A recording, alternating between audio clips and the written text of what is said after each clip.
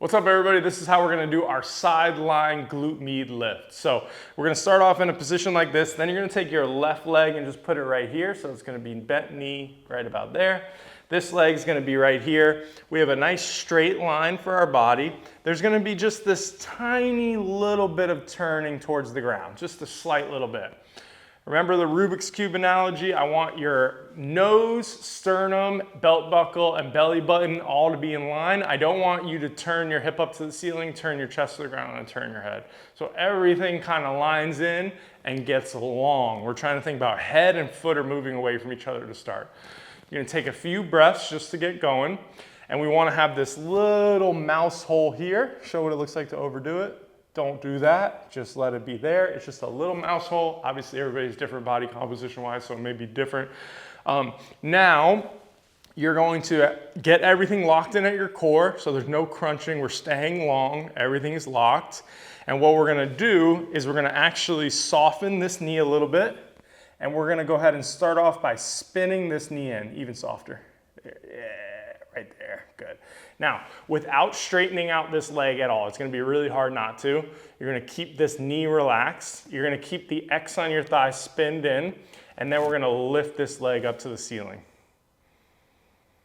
Beautiful, good, hold right here. So, notice it's not super high. Almost everybody that's doing this right now on camera went way too high, and you probably just turned out. So let's just show what that looks like. So if you're all the way up here, but you're like that, you're not doing the exercise we want. We want to soften the knee and spin the hip in. You see that? There you go. And then that's about as high as you can get, but it'll be really hard there.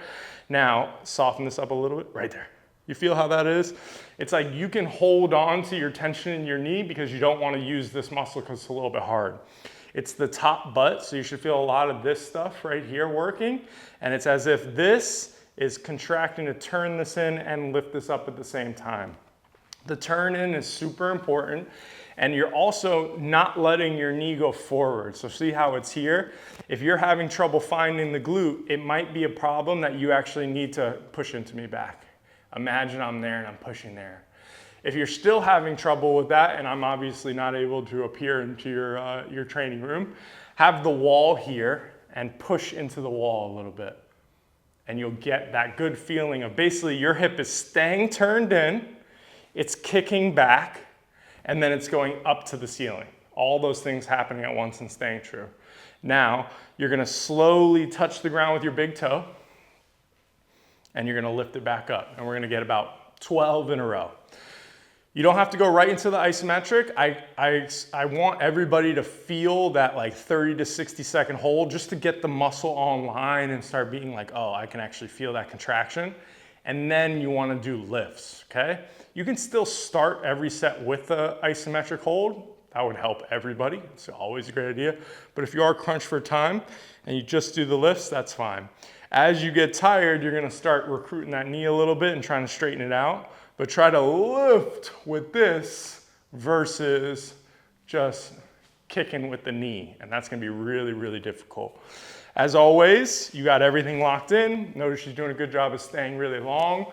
And the other thing that people might do that's sneaky is if you set the yoga block in front of you, you're already shorter. So make sure the yoga block is where she has it, so it's like you can pull yourself long as you're lifting it, and then come down and relax, good.